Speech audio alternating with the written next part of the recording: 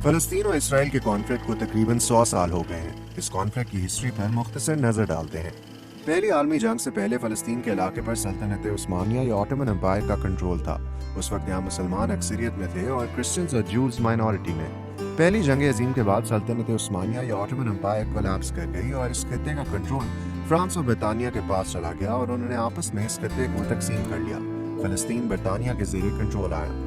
इस इलाके पर जब कंट्रोल बरतानिया के पास आया तो यूरोप से यहूदी बड़ी तादाद में यहाँ आने लगे और तब मकामी अरब आबादी और यहूदियों के दरमियान टेंशन्स उस वक्त शुरू हुई जब बरतानिया ने फ़लस्तीन में यहूदियों के लिए उनका इलाका मखसूस किया।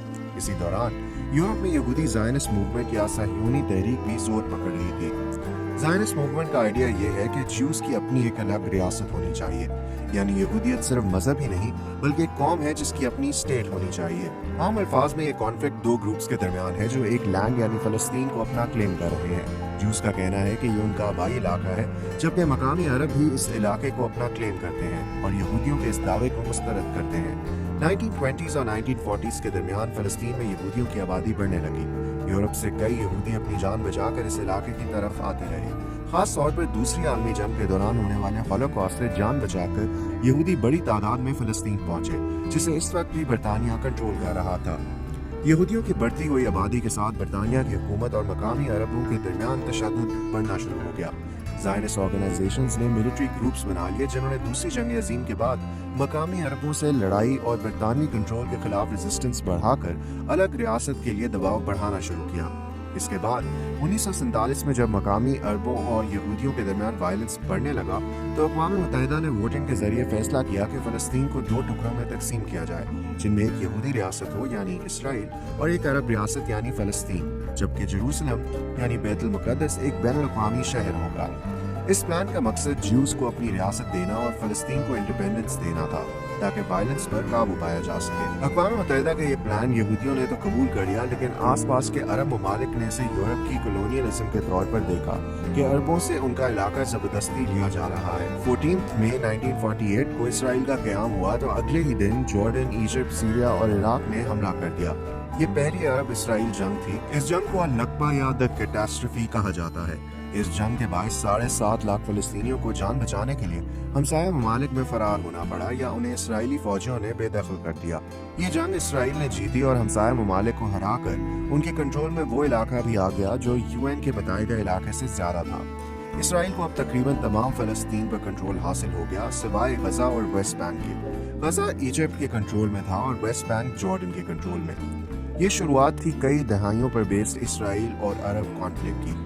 इस दौरान अरब ममालिक से कई यहूदी इसराइल आ गए। 1967 में इसराइल और अरब ममालिक में एक और जंग का आगाज हुआ, जिसके नतीजे में इसराइल के पास सीरिया से गोलान हाइट्स, जॉर्डन से वेस्ट बैंक और इजिप्ट से गजा और सिनाई का कंट्रोल आ गया। फ़लस्तीन की टेरिटरी पर इसराइल को जब कंट्रोल मिला तो वो साथ ही वहाँ बसने वाले फ़लस्तीनियों पर भी हुकूमत करने लगा, जिनसे वो कई दहाइयों से लड़ रहा था। 1973 में इजिप्ट और सीरिया ने इसराइल पर अपने इलाके छुड़ाने के लिए हमला किया, जिसे यौम किपुर जंग कहा जाता है। 6 साल बाद इसराइल और इजिप्ट ने अमन का मुआहदा कर लिया और सिनाई इजिप्ट को वापस लौटा दिया गया। जॉर्डन ने भी कुछ अरसे बाद इसराइल को तस्लीम कर लिया। इन इलाकों में, जिनमें गजा और वेस्ट बैंक शामिल हैं, बहुत से फ़लस्तीनी और उनकी कई नस्लें रहती हैं। इसराइल की जानिब से इन रेफ्यूजी फ़लस्तीनियों को और ना ही इनकी नस्लों को वापस अपने आबाई घर जाने की इजाज़त है। इसराइल का कहना है कि इससे आबादी बहुत बढ़ जाएगी और उनकी यहूदी रियासत के वजूद को खतरे का सामना होगा। इसराइल अब भी वेस्ट बैंक पर काबिज है, ताहम इसने 2005 में गजा की पट्टी से फौजें निकाल ली थी। अक़वाम मुत्तहिदा आज भी इस इलाके को मकबूजा मानती है। इसराइल पूरे जेरूसलम को अपना कैपिटल मानता है, जबकि फ़लस्तीनी ईस्ट जेरूसलम को मुस्तक़बिल की फ़लस्तीनी रियासत का कैपिटल मानते हैं। गुज़िश्ता 50 बरसों में इसराइल ने वेस्ट बैंक और ईस्ट जेरूसलम में अपनी सेटलमेंट्स बना ली हैं, जहां अब तकरीबन 6 लाख यहूदी आबाद हैं। इन यहूदियों को सेटलर्स कहा जाता है। इसराइल के कानून के मुताबिक दुनिया में किसी भी यहूदी को इसराइल की ऑटोमेटिक सिटीजनशिप मिल सकती है। इंटरनेशनल लॉ के मुताबिक ये सेटलमेंट्स इलीगल हैं। अक़वाम मुत्तहिदा की सिक्योरिटी काउंसिल और बरतानिया का भी यही मौक़िफ़ है, ताहम इसराइल इन इलीगल सेटलमेंट्स के होने को रद्द करता है। 2007 में गजा का इक़्तिदार हमास ने संभाला, जो फ़लस्तीनी अस्करियत पसंद ग्रुप है। इक़्तिदार संभालने से अब तक हमास इसराइल से मुतादिद जंगें लड़ चुका है। इन जंगों के अलावा हमास ने इसराइल पर हज़ारों रॉकेट्स के अलावा कई हमले किए हैं। इसराइल ने भी हमास को कई बार फ़िज़ाई हमलों से निशाना बनाया।